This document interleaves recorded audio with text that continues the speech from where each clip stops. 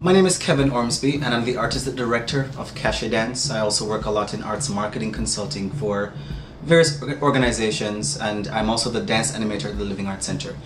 I wear many hats in the arts, but my first and most important passion is creation and dancing in the Afro-contemporary dance idiom. The pieces for the show are 3 separate 50-minute works that I've choreographed over the past 5 years. KasheDance is celebrating its 5th anniversary this year as well.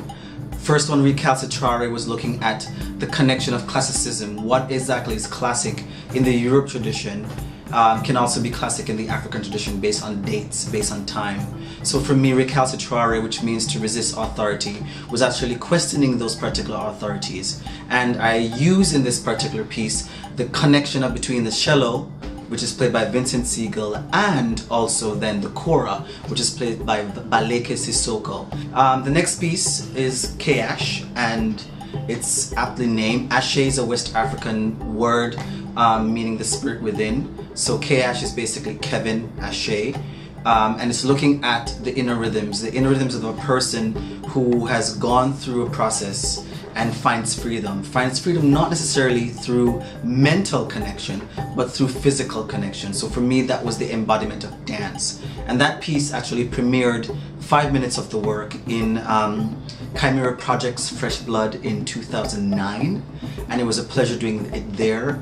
It then got picked up again for expansion into a 10-minute piece by Cultural Pluralism in the Arts Movement Ontario through Charles Smith, for who I also work with as well as a program coordinator.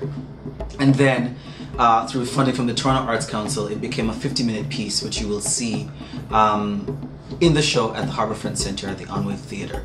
The last work is really about, for me, this idea of where the bodies migrate from. I like to say that we're not from this land, and so I was curious about what exactly is this migratory experience that we all go through as immigrants to this country we now call Canada, that is one of the most diverse in the world.